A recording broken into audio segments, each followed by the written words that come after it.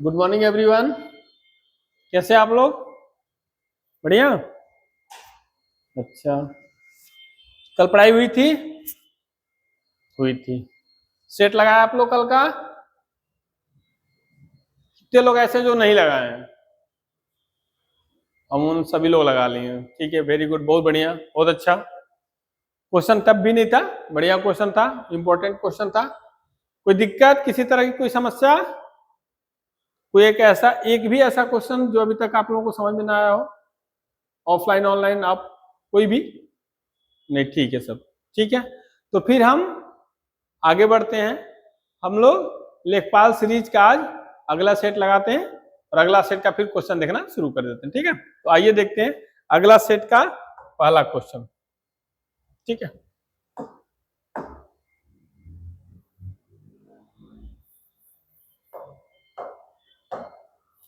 अगला सेट का आज पहला क्वेश्चन देखते हैं हम लोग।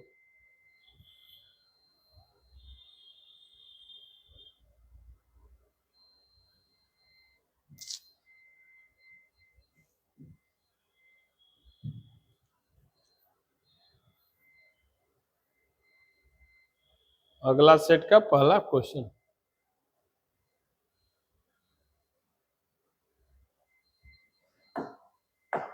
अगला सेट का जो पहला क्वेश्चन है वो किससे है? ज्योग्राफी से। देखते हैं ज्योग्राफी को। भारत में काली मिट्टी ब्लैक सॉइल मुख्यतः किस फसल के लिए उपयुक्त मानी जाती है? पहला क्वेश्चन है कि भारत में जो काली मिट्टी पाई जाती है वो मुख्यतः किस फसल के लिए उपयुक्त मानी जाती है, मतलब किस फसल के लिए वो सबसे अधिक सही मिट्टी है? ऑप्शन ए है गेहूं, ऑप्शन बी है धान, ऑप्शन सी है कपास, ऑप्शन डी है जूट। तो इसका सही उत्तर है ऑप्शन सी अर्थात कपास। व्याख्या देखिए, काली मिट्टी को रेंगूर मिट्टी भी कहा जाता है। ये भी क्वेश्चन पूछा है कि ये जो ब्लैक सॉइल है इसको कौन सा? रेंगूर सॉइल भी कहा जाता है। ठीक है, रेंगूर सॉइल भी कहा जाता है। तो काली मिट्टी को रेंगूर मिट्टी भी कहा जाता है। इसमें नमी को बनाए रखने की क्षमता अधिक होती है, जो कपास की खेती के लिए बहुत उपयुक्त होती है। मतलब कपास की खेती के लिए क्या चाहिए? हमें वैसी मिट्टी चाहिए जो नमी को लंबे समय तक बनाए रख सके। नमी मतलब मान लीजिए हमने पानी दिया, सिंचाई किया, तो ऐसा नहीं कि सुबह सिंचाई की और शाम को क्या हो गया, सूख गया, उसमें पपड़ी फट गया, ऐसा नहीं। नमी को सोख ले, वो सोख के लंबे समय तक नमी को बरकरार रखे, बनाए रखे, ताकि फसल ताजा रहे और उसका ग्रोथ होते रहे। ये इस मामले में इस मिट्टी की खासियत है, वो नमी बनाए रखती है, इसीलिए कपास के लिए उपयुक्त है। ठीक है, कोई दिक्कत? कोई दिक्कत नहीं। तो आइए अगला क्वेश्चन देखते हैं।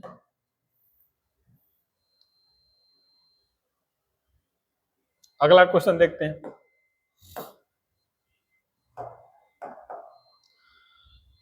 विश्व की छत, रूफ ऑफ द वर्ल्ड किसे कहा जाता है? मतलब विश्व में ऐसा कौन सा चीज है, किस नाम को विश्व का छत कहा जाता है, रूफ ऑफ द वर्ल्ड कहा जाता है? आपके पास ऑप्शन है, ए हिमालय, बी पामीर का पठार, सी तिब्बत का पठार और डी एंडीज पर्वत। तो सही उत्तर है बी अर्थात पामीर का पठार। पामीर का पठार। अब व्याख्या देखते हैं, एक्सप्लेनेशन देखते हैं। पामीर का पठार बहुत अधिक ऊंचाई पर स्थित है और कई पर्वत श्रेणियों का संगम स्थल है। इसी कारण से इसे विश्व की छत कहा जाता है। एक तो मान लीजिए बहुत हाइट पे है, बहुत ऊंचाई पे है ये, ठीक है। और क्या है, दूसरा क्या है, कई पर्वत श्रेणियों का, जैसे मान लीजिए कि ये पर्वत श्रेणी, इधर कुछ ये पर्वत श्रेणी, कुछ ये पर्वत श्रेणी, कुछ ये पर्वत श्रेणी, और सबका ये क्या है, मिलन स्थल भी है, संगम भी यहाँ होता है। इसीलिए इसे लगता है कि ये विश्व के सबसे ऊंची चोटी पे, वर्ल्ड हाइट पे है। यहाँ से अगर आप देखेंगे तो पूरा विश्व दिखाई दे जाएगा, इसीलिए इसे विश्व की छत कहा जाता है। जैसे मान लीजिए आपका छत, आपका घर बहुत ऊपर है, 10 फ्लोर का है, 20 फ्लोर का है, या कोई बड़ा बड़ा अपार्टमेंट देखेंगे 20-20 फ्लोर का, तो यदि उस 20 फ्लोर वाले टॉप पे आप होंगे तो पूरा शहर वहां से दिखेगा, बहुत दूर तक आपको व्यू दिखेगा। ऐसा लगता है कि हम सबसे ऊपर हैं, हमसे सब नीचे हैं, सबसे ऊपर हम ही बसे हैं। तो इसी तरह इसको विश्व का छत कहा जाता है, क्योंकि यहाँ से लगभग ज्यादा चीजें दिखती हैं, ये बहुत हाइट पे और कई पर्वत श्रेणियों का क्या है, मिलन स्थल भी। ठीक है, इंपॉर्टेंट क्वेश्चन है, सही और मजेदार भी है। आइए दूसरा क्वेश्चन, तीसरा क्वेश्चन देखते हैं, इस सेट का तीसरा क्वेश्चन देखते हैं। इस सेट का तीसरा क्वेश्चन देखते हैं। सेट हमें लग रहा है शायद 14 होगा, ये 14 होगा या 15, जो भी आप लोग देख लीजिएगा, 14वां या 15वां सेट का ये तीसरा क्वेश्चन है। पानीपत का प्रथम युद्ध किसके बीच लड़ा गया था? ऑप्शन ए है इब्राहिम लोदी और बाबर के बीच, अकबर और हेमू के बीच, शाहजहां और औरंगजेब के बीच, और राणा प्रताप और अकबर के बीच। तो सही उत्तर है ए, अर्थात बाबर और इब्राहिम लोदी के बीच ये पानीपत का युद्ध लड़ा गया था।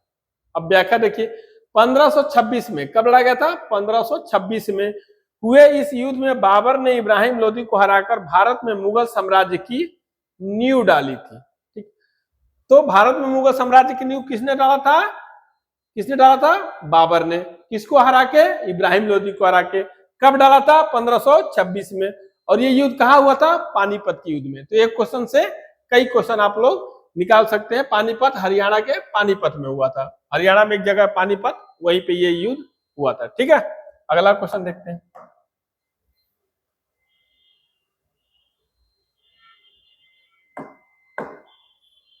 अगला क्वेश्चन देखिए, अगला क्वेश्चन है कि दांडी मार्च किस आंदोलन से संबंधित है? दांडी मार्च किस आंदोलन से संबंधित है?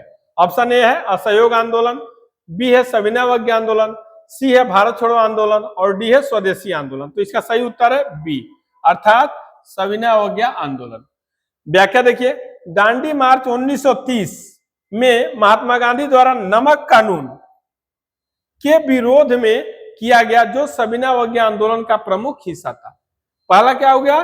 नमक कानून के विरोध में किया गया था, मतलब नमक बना के गांधी जी ने ये आंदोलन किया था, वहां पे एक मुट्ठी नमक बना के। कहा हुआ था? दांडी में, गुजरात के। और कब? 1930 में हुआ था।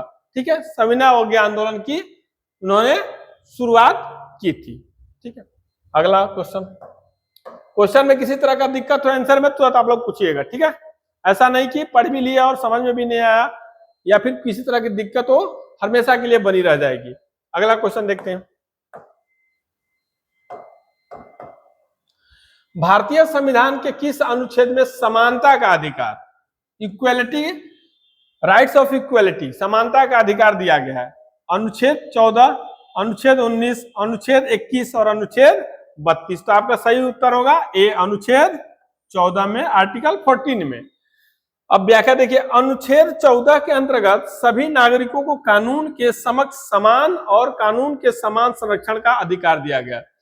आर्टिकल 14 ये कहता है कि भारत का सभी नागरिक, चाहे वो किसी कास्ट के हो, किसी धर्म के हो, किसी समुदाय के हो, किसी रिलीजन्स के हो, उससे मतलब नहीं हो, वो क्या है, सब लोग समान है। चाहे वो अमीर हो, गरीब हो, उससे मतलब नहीं है। भारत के नागरिक भारत के कानून के समक्ष समान है, संविधान में उसकी महत्ता समान है। ये बात कही गई है आर्टिकल 14 में। इसी को ये प्रश्न बना के पूछा गया कि भारतीय संविधान के किस अनुच्छेद में समानता का अधिकार है। ठीक है, तो आर्टिकल 14 में है। इसमें क्या कहा गया कि नागरिकों को कानून के समक्ष समान माना गया, मतलब भारतीय कानून में सभी नागरिकों को समान माना गया और उन्हें समान संरक्षण का अधिकार है। ऐसा नहीं है कि कोई पैसे वाला आदमी हो, अमीर आदमी हो, तो उसे कानून ज्यादा संरक्षण देगा, उसकी बात को ज्यादा मानेगा, उसकी सुरक्षा ज्यादा करेगा, और जो गरीब है, गांव के बुधई टाइप के लोग हैं, उन्हें वो क्या करेगा, कम मानेगा, उनकी बातों को नहीं मानेगा या उन्हें संरक्षण नहीं देगा। ये कानून रूप से गैर कानूनी है। मतलब संविधान में कानून के रूप में सभी लोग भारत के नागरिक समान हैं। हालांकि व्यवहार में कई चीजें डिफरेंस मिलती है, लेकिन संविधान में यह बात कही गई है कि समानता का अधिकार है। ठीक है, आगे देखिए अगला क्वेश्चन।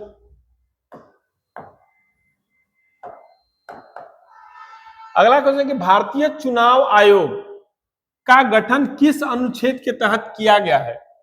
चुनाव आयोग का गठन किस अनुच्छेद के तहत किया गया? ठीक है, तो अनुच्छेद 280, अनुच्छेद 324, अनुच्छेद 356 और अनुच्छेद 368। तो सही उत्तर है अनुच्छेद 324। अब व्याख्या देखिए, अनुच्छेद 324 के अंतर्गत भारतीय चुनाव आयोग का गठन किया गया है, जो देश में स्वतंत्र और निष्पक्ष चुनाव कराने के लिए जिम्मेवार है। अनुच्छेद 324 क्या किया गया है? अनुच्छेद 324 के तहत चुनाव आयोग के गठन का प्रावधान है। वो ये प्रावधान है कि ये जो चुनाव आयोग होगा क्या होगा? स्वतंत्र होगा और निष्पक्ष चुनाव कराने के लिए जिम्मेवार होगा। तो याद रखिए 326। ठीक है, अगला क्वेश्चन देखते हैं।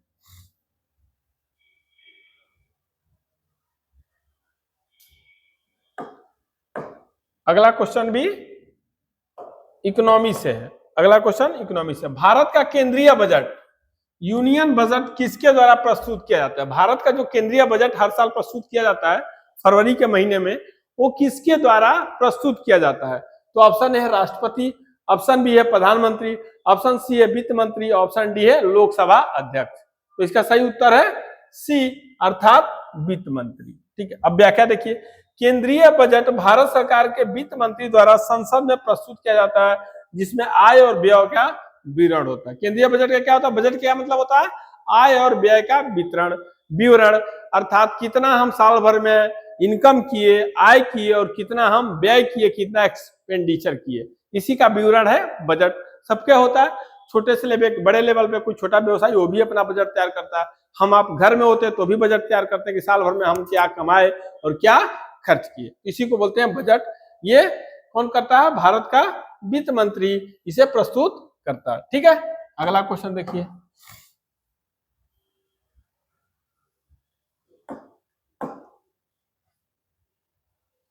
अगला क्वेश्चन क्या है? राजकोषीय घाटा, फिस्कल डेफिसिट का क्या अर्थ है?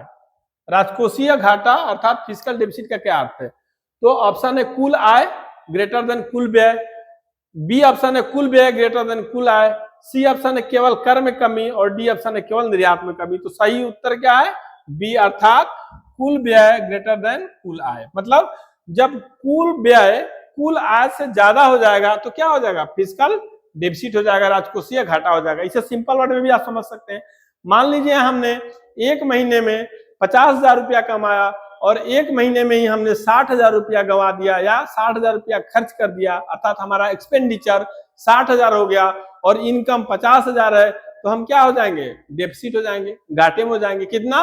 10,000 का। इसका मतलब हमारा व्यय ज्यादा हो गया और आय कम हो गया। यही नियम लागू होता है देश पे, राज्य पे, व्यक्ति सब पे। तो राजकोषीय घाटा कब हो जाएगा?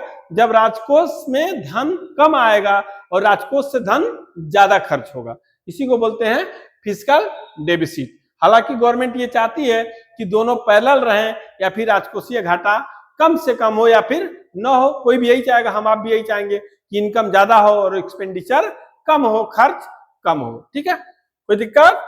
कोई दिक्कत नहीं। तो राजकोषीय घाटा मीन्स होता है कुल व्यय ग्रेटर देन कुल आय, अर्थात कुल व्यय कुल आय से ज्यादा होना। अगला क्वेश्चन देखिए।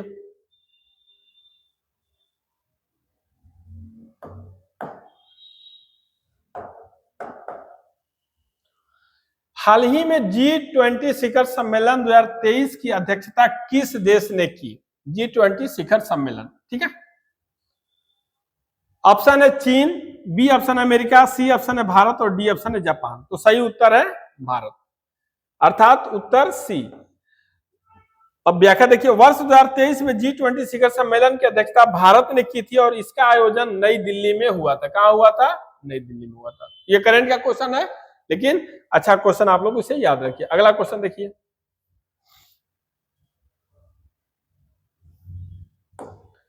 अगला क्वेश्चन है कि इसरो का मुख्यालय कहां है? ये भी इंपॉर्टेंट क्वेश्चन है, कई बार पूछा है। इसरो का मुख्यालय कहां है? तो ऑप्शन है मुंबई, बेंगलुरु, चेन्नई और हैदराबाद। तो सही उत्तर है बेंगलुरु, उत्तर बी सही है, अर्थात बेंगलुरु सही है।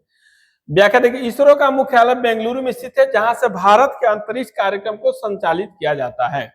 इंडियन स्पेस रिसर्च ऑर्गेनाइजेशन का मुख्यालय कहां है? बेंगलुरु में, और यहीं से अंतरिक्ष कार्यक्रम का संचालन किया जाता है। ठीक है, तो इस तरह हम लोगों ने आज भी अपने सेट के जो 10 क्वेश्चन थे उस क्वेश्चन को हम लोगों ने लगाया, ठीक है। उस 10 क्वेश्चन को आज भी हम लोगों ने लगा लिया है।